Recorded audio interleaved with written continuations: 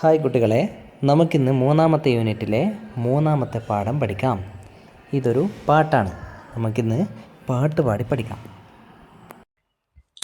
യാ കിതാബി, മൂന്നാമത്തെ പാഠം ഒരു പാട്ടാണ്. യാ കിതാബി എന്നാണ് പാട്ടിൻ്റെ പേര്. നമ്മുടെ കിത്ത് പാടുന്ന പാട്ടാണിത്. കിത്തിന് സമ്മാനം കിട്ടിയത് എന്തായിരുന്നു? ഒരു കിതാബും ഒരു കലമുമാണ് അല്ലേ? ഒരു പുസ്തകവും പേനയുമാണ് സമ്മാനം കിട്ടിയത്. അത് സമ്മാനം കിട്ടിയപ്പോൾ കിത്ത് പാട്ട് പാടുകയാണ്. എന്താണ് പാടുന്നത്?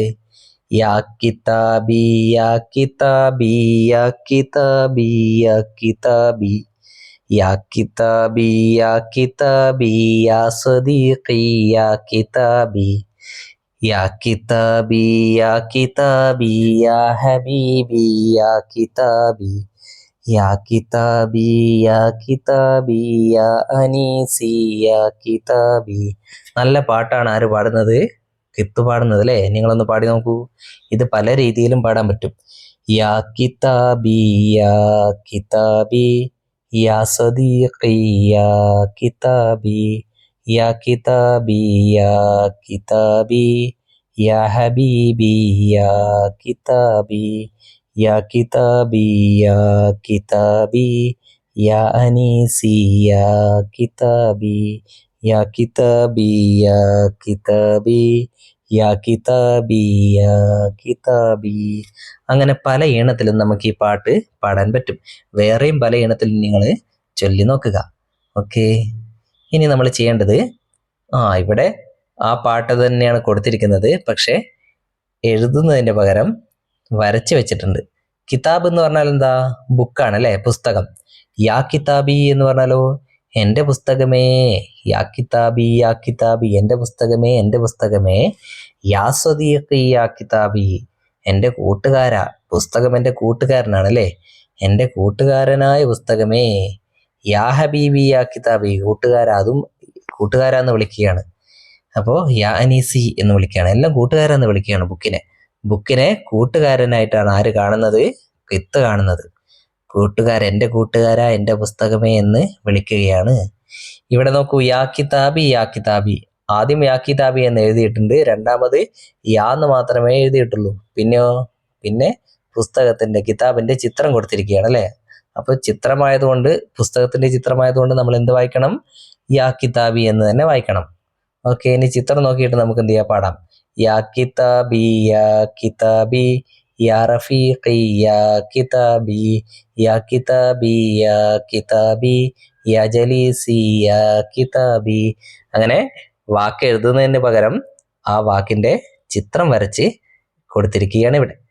ഓക്കെ, അതാ കിതാബുൻ എന്ന് വെളിങ്ങനെ എഴുതിയിട്ടുണ്ട് അല്ലേ? കിതാബിന് ഇവിടെ ആ കിതാബുൻ എന്ന് എഴുതിയതിന് ഒരു നിറം നിങ്ങൾ കൊടുക്കുക. കിതാബിന് ചുവന്ന നിറമുള്ളത് അല്ലേ? ഇവിടെയും നിങ്ങൾ ചുവന്ന നിറം കൊടുത്തു.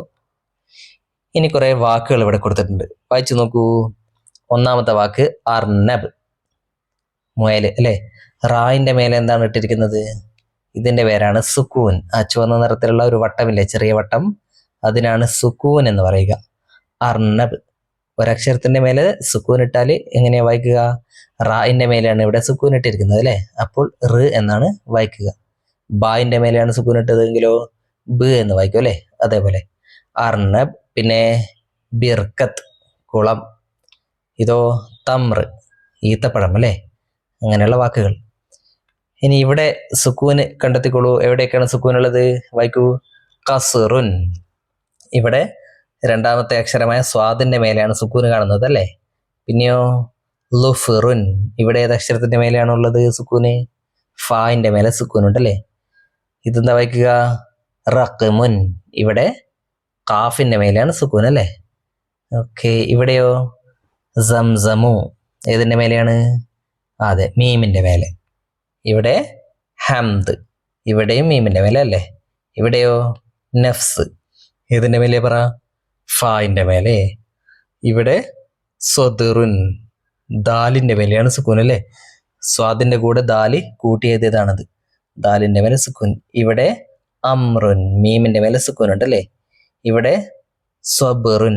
ഏതിന്റെ മേലെയാണ്? ബായിന്റെ മേലെ. അങ്ങനെ സുക്കൂനുകൾ ഓരോന്നിട്ടിട്ടുണ്ട്. ഓക്കെ, ഇതോടെ നമ്മുടെ മൂന്നാമത്തെ യൂണിറ്റ് മുഴുവൻ കഴിഞ്ഞിരിക്കുന്നു. ഇതിൽ നമ്മൾ പഠിച്ച അക്ഷരങ്ങളും വാക്കുകളുമൊക്കെ എഴുതിയിട്ടും വായിച്ചിട്ടും പരിശീലിക്കണം. എല്ലാ ദിവസവും നന്നായി പരിശീലിച്ച് പഠിക്കണം. എന്നാൽ മാത്രമേ നമുക്ക് മുഴുവനായി പഠിക്കാൻ കഴിയുകയുള്ളൂ. ഓക്കെ, ഇനി അടുത്ത വീഡിയോയിൽ 4ാമത്തെ യൂണിറ്റ് നമുക്ക് തുടങ്ങാം.